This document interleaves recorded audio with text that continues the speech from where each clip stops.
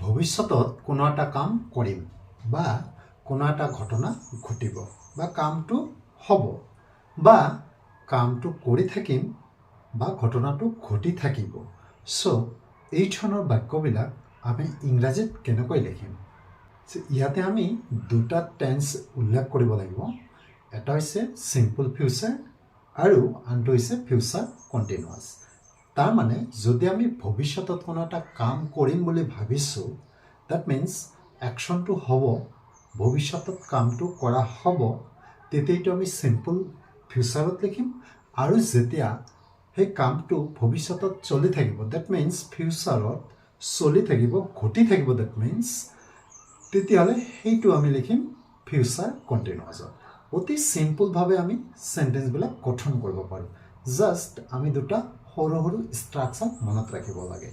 চ' বন্ধুসকল, আজি আমি কেইটামান এক্সাম্পল লৈছোঁ আৰু অতি চিম্পলভাৱে এই ধৰণৰ চেণ্টেঞ্চবিলাক মানে যে ভৱিষ্যতত আমি কিবা কৰিম বা কিবা কৰি থাকিম, ডেট মিনছ কোনো এটা কাম ঘটিব বা কামটো হৈ থাকিব, চলি থাকিব, তেতিয়াহ'লে আমি চেণ্টেঞ্চবিলাক কেনেকৈ গঠন কৰোঁ তাক আমি মাত্ৰ দুটা সূত্ৰৰ সহায়ত বুজিবলৈ চেষ্টা কৰোঁ। আপোনালোকে শেষলৈকে চাই থাকক। দুটা টেন্সৰ বিষয়ে লিখিছোঁ। এটা হৈছে চিম্পল ফিউচাৰ আৰু এটা হৈছে ফিউচাৰ কণ্টিনিউৱাছ। অলৰেডি আমি আলোচনা কৰিলোঁ যে চিম্পল ফিউচাৰটো কি আছিলে, যে ভৱিষ্যতত কোনো এটা কাম হ'ব। ডেট মিনছ আমি যিবোৰ কাম ভৱিষ্যতত কৰিম বা কোনো এটা ঘটনা ভৱিষ্যতত ঘটিব, তেতিয়াহ'লে আমি চিম্পল ফিউচাৰত লিখিব লাগিব চেণ্টেঞ্চটো। আৰু ইয়াক আমি গঠন কৰিম কেনেকৈ? প্ৰথমতে ছাবজেক্ট দিম, তাৰপিছত উইল, ভাৰ্বৰ present form, that means base form যিটো আছিলে ভাৰ্বৰ, তাৰপিছত অবজেক্ট দিম। চিম্পল। ডেট মিনছ ছাবজেক্টৰ পিছত উইল, ভাৰ্বৰ বেষ্ট ফৰ্ম লগাই দিলে এইটো আমাৰ চিম্পল ফিউচাৰত গঠন হয়। ডেট মিনছ ভৱিষ্যতত কামটো কৰা হ'ব এনেকুৱা মিনিং কৰে। আনহাতে ফিউচাৰ কণ্টিনিউৱাছটো কি আছিলে, যে ভৱিষ্যতত কামটো চলি থাকিব। ডেট মিনছ আমি কামটো কৰি থাকিম, হৈ থাকিব, চলি থাকিব, ঘটি থাকিব, কোনো এটা একশ্যন যিকোনো কাম হ'ব পাৰে, এইটো ভৱিষ্যতত চলি থাকিব লাগিব। ডেট মিনছ তেতিয়াহ'লে আমি ফিউচাৰ কণ্টিনিউৱাছত লিখিম। আৰু চেণ্টেঞ্চটো আমি কেনেকৈ গঠন কৰিম? জাষ্ট আমি উইলৰ লগত বি দিব লাগে। ছাবজেক্ট উইল বি আৰু ভাৰ্বৰ লগত ING, ডেট মিনছ ভাৰ্বৰ 4 নম্বৰ যিটো ফৰ্ম আছিলে, ভাৰ্বৰ যিটো 4 নম্বৰ ৰূপ আছিলে, যে ভাৰ্বৰ লগত ING দিব লাগে। ভাৰ্বৰ লগত ING, ডেট মিনছ এইটো আছিলে ভাৰ্বৰ 4 নম্বৰ ফৰ্ম ন। চ' ফিউচাৰ কণ্টিনিউৱাছত আমি ছাবজেক্ট উইল বি, ভাৰ্বৰ লগত ING, তাৰপিছত অবজেক্ট লগাই দিম। ডেট মিনছ আমি কি বুজি পালোঁ? এটাত জাষ্ট আমি ছাবজেক্টৰ পিছত উইল আৰু কণ্টিনিউৱাছত হ'লে আমি উইল বি, ভাৰ্বৰ 4 নম্বৰ ৰূপটো দিব লাগিব।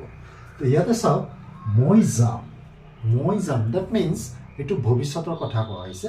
মই যাম এনেকৈ ভাবিছোঁ, ডেট মিনছ যে ভৱিষ্যতত কামটো হ'ব, যোৱা কামটোৰ কথা আমি ভাবিছোঁ, যে ভৱিষ্যতৰ কথা এইটো। চ' এই ধৰণৰ চেণ্টেঞ্চবিলাক, মই যাম, আমি খেলিম, মাকে ভাত বনাব, তেখেত আমাক ইংৰাজী শিকাব, ডেট মিনছ এইবিলাক, ডেট মিনছ ইয়াত যিবিলাক ক্ৰিয়া আছে, ডেট মিনছ ভাৰ্ব আছে, এইবিলাক ঘটা নাই, এতিয়াও কামটো হোৱা নাই, হ'ব, ইন ফিউচাৰ ভৱিষ্যতত ঘটিব। চ' তেতিয়াহ'লে আমি কি লিখিম? এইটো ষ্ট্ৰাকচাৰ গঠন কৰিম। আকৌ ইপিনে চাওক, মই গৈ থাকিম, আমি খেলি থাকিম, মাকে ভাত বনাই থাকিব, তেখেতে আমাক ইংৰাজী শিকাই থাকিব। ডেট মিনছ এই কামবিলাক কি হৈ থাকিব? চলি থাকিব ভৱিষ্যতত। চলি থকা নাই, ডেট মিনছ চলি থাকিব, ভৱিষ্যতৰ কথা কোৱা হৈছে। একশ্যনবিলাক ঘটি থাকিব। ডেট মিনছ মই গৈ থাকিম, মই আহি থাকিম, তেওঁ গৈ থাকিব, আমি কামটো কৰি থাকিম, মই ইংৰাজী পঢ়ি থাকিম। ডেট মিনছ কামটো চলি থাকিব in future. So' this simple future টেন্সক আমি বুজিবলৈ ইমান কঠোৰ পৰিশ্ৰম কৰিব নালাগে, জাষ্ট আমি বুজি পালে হ'ল ন। চ' আমি ছাবজেক্টটো ইয়াত লিখিলোঁ আই, তাৰপিছত দিব লাগিব উইল, আই উইল। এবাৰ আমি ভাৰ্বটো লিখি দিলোঁ বেষ্ট ফৰ্মত, যে I will go', simple, I will go', I will eat, I will write, I will read.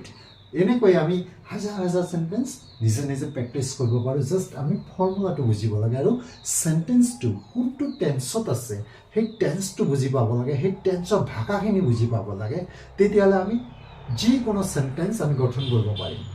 আমি খেলিম, ছাবজেক্ট ইয়াত কি হ'ব? উই, তাৰপিছত আমি উইল দিব লাগিব, যে উই উইল। এবাৰ খেলা মানে হৈছে প্লে, এইটো আমি প্ৰেজেণ্ট ফৰ্মত লিখি দিছোঁ, যে উইল প্লে, আমি খেলিম, উইল গ', আমি যাম, উইল ইট, আমি খাম। উই উইল ডেন্স, আমি নাচিম। এনেকৈ আমি চেণ্টেঞ্চবিলাক গঠন কৰিম। মাকে ভাত বনাব। চ' ইয়াত আমাৰ ছাবজেক্ট হৈ আছে মাদাৰ। তাৰপিছত আমি ইয়াত উইল দিব লাগিব যে মাদাৰ উইল এইবাৰ বনাব, ডেট মিনছ ৰান্ধিব ন, এইটো কুক দিব লাগিব। কুক মানে হৈছে ৰন্ধা। যে মাদাৰ উইল কুক, মাকে ৰান্ধিব। কি ৰান্ধিব? ভাতৰ কথা কৈছে। চ' ইয়াত আমি ৰাইচ দিলোঁ যে মাদাৰ উইল কুক ৰাইচ, মাকে ভাত বনাব। অতি চিম্পুল ন, আমি চিম্পুলভাৱে চেণ্টেঞ্চবিলাক গঠন কৰিব পাৰোঁ। জাষ্ট আমি টেন্সখিনি বুজি পাব লাগে। আকৌ এইটো লৈ চাওক যে তেখেত আমাক ইংৰাজী শিকাব, শিকোৱা নাই, ডেট মিনছ শিকাব, ভৱিষ্যতৰ কথা কোৱা হৈছে এইটো ন। একশ্যনটো ইয়াত যি একশ্যন দিয়া আছে সেইটো ভৱিষ্যতত ঘটিব, ভৱিষ্যতত হ'ব, এনেকুৱা বুজাইছে। চ' তেখেত মানে হৈছে সি। তাৰপিছত আমি উইল দিলোঁ, হি উইল এইবাৰ শিকাব। এইটো আমি ভাৰ্বৰ বেষ্ট ফৰ্ম দিব লাগিব, টিচ। টিচ মানে শিকোৱা। চ' আমি কি লিখিলোঁ যে হি উইল টিচ আমাক। আমাক মানে হৈছে আছ। এইটো আমি অবজেক্টৰ ঠাইত লিখিলোঁ যে হি উইল টিচ আছ। এইবাৰ আমি কি লিখিম? ইয়াত ডাবল অবজেক্ট আছে, ইংৰাজী এটা হয় আৰু আমাক এইটো এটা অবজেক্ট আছে। চ' আমি কি লিখিলোঁ যে হি উইল টিচ আছ। এবাৰ ইংলিছ লিখিলোঁ, এইটো অবজেক্ট হয়, ইয়াত ডাবল অবজেক্ট আছে ন। হি উইল টিচ আছ ইংলিছ, তেখেতে আমাক ইংৰাজী শিকাব।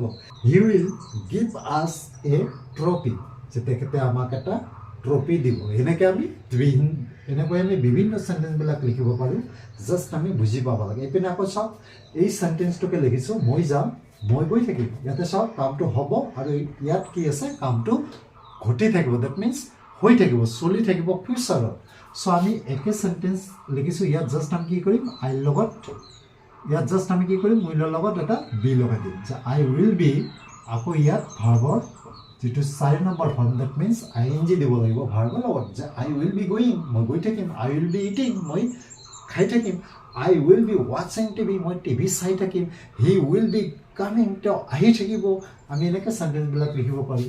আমি খেলি থাকিম, চ' খেলা কামটো হৈ থাকিব। ইয়াত আছিলে আমি খেলিম, এইটো ঘটিব। আকৌ আমি খেলি থাকিম, এইটো ঘটি থাকিব, ডেট মিনছ কামটো চলি থাকিব ন। চ' আমি কি লিখিম? যে উই, তাৰপিছত ইয়াতে দিম উইল বি, যে উই উইল বি। আকৌ ইয়াত ভাৰ্বৰ লগত আমি ING লগাই দিলোঁ, প্লেয়িং।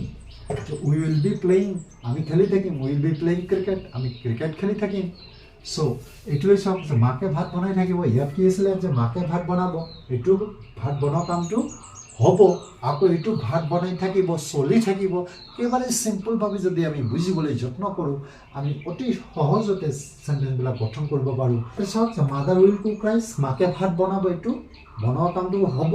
আকৌ ইয়াতে চাওক মাকে ভাত বনাই থাকিব, চলি থাকিব ভাত বনোৱা কামটো। চ' আমি কি লিখিম? জাষ্ট উইল বি লগাই দিম যে মাদাৰ, আমি ইয়াতে দিলোঁ উইল বি।